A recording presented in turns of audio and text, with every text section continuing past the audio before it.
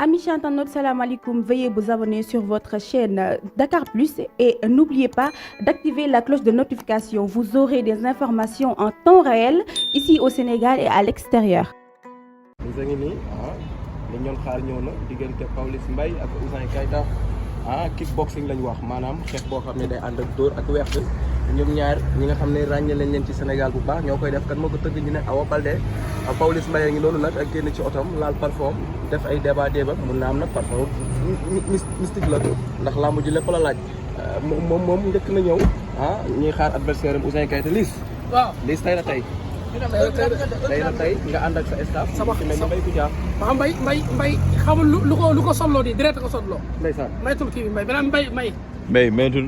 direct ko solloo. direct ko solloo. te su ma jógee ci Ouzin bu soobee suñu borom. waaw. billaahi wallaahi wa taala ci Boucher laa jëm. Boucher kenn. am barki Seydouna Muhammad laa la wax. Boucher mel non Boucher moom dama leen woon ne nit ñi maa ngi gën a yeewu. waaw. te xeex yeewoo koy def xam la moo daan tabaate ñàkk a yeewu moo ko daan.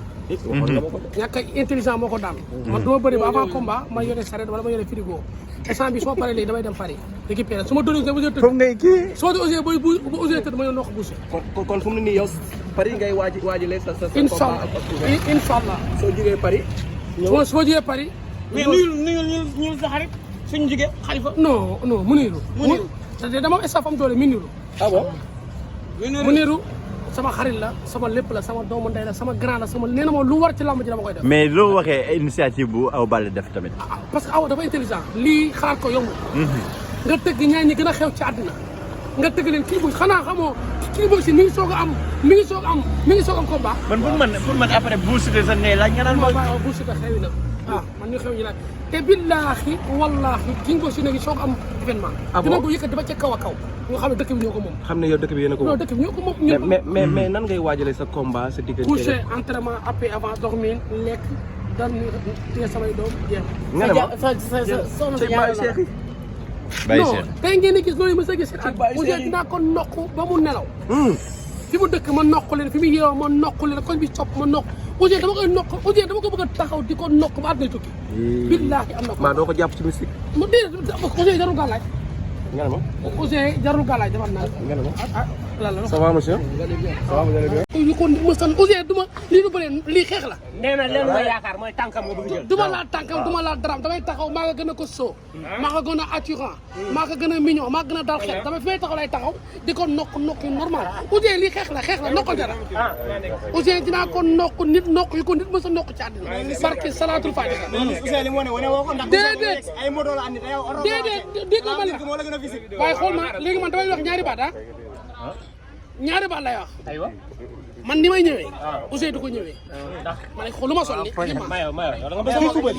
soo paree léegi damay dem saal mais moom boo gisee boo duggee ba gis ko billaahi wallaahi wa taalaahi damay teg 5 Pawlish nañu waxtaan. Ouzin bu sama fenn nàccee du jël xaalis bi 5 millions. Ouzin dinaa ko dóor fi ko opéré laay dóor mu teppeeku laa ma ci jeex te xam naa fi ko opéré Ouzin fi ko dóor laay opéré léegi bi mu ñëwee gars yi xam na lañ ko laaj. ndeysaan xanaa da ngay naan doom ndax dafa dëj non Ouzin lu mu jël ci àddina man de physique lay entraîné physique ak ko ak daw lii lay entraîné bokkul man li may entraîné mooy billaahi wallaahi dinaa ko doon nokk yi ko nit ma sa nokk ci àddina Ouzin tey la xam ne am na combat Ouzin yéen a ngi fi maa ngi fi ñëw leen ngeen xool King Boxing mi ngi soog am combat lan ngay wax Awa Baldé.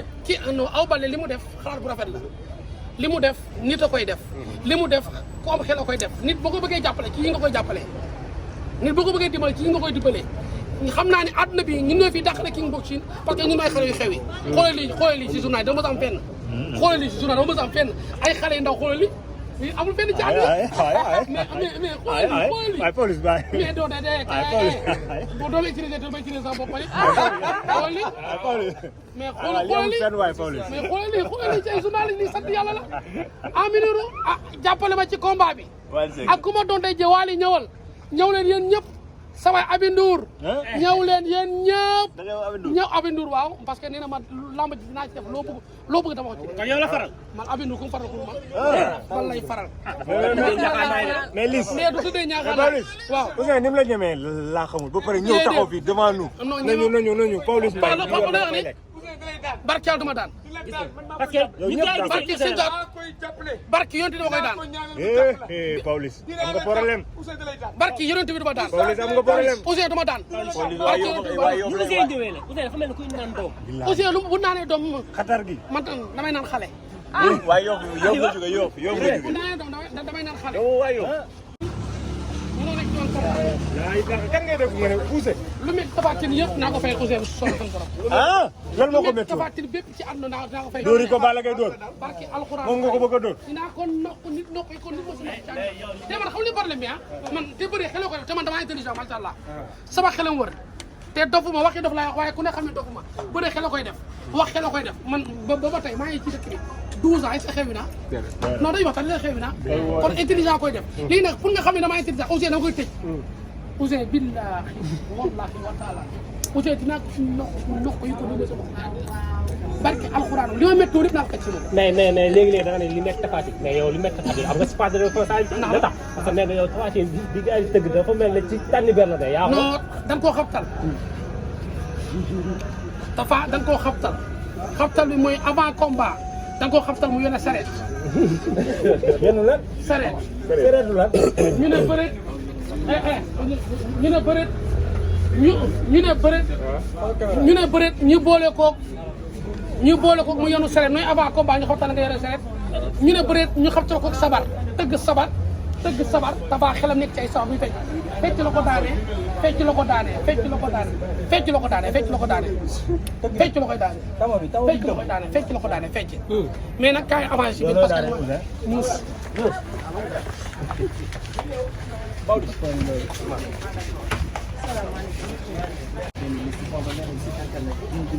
waaw loolu après Ousseyn xel ma doon laaxee daal ak dóor yu métti. mais Ousseyn yow xam nga yow Pawlish ñàkk bi ngay ñàkk nii. lan la entraînement la wala bëgg doon. fu ma ko dóor fu dul yaram day toj. saa bi nga ñëw ñàkk ma yow da ngaa ñàkk. man damay entraîné soo paree rek fii laa jëm entraînement. te da ngaa dégg lan nga ñuy waajal ci baax. neex daan ko lu neex. Ousseyn am na problème de. amul sa problème am na lu mu fi jot a sotti. am na lu mu fi sotti. wala fi njëkk a jaar de. Ousseyn daal bu fi puubu rek baax na. fi lan. bu fi puubu rek baax na. Pawlish mii ma gis. Pawlish mii ma gis.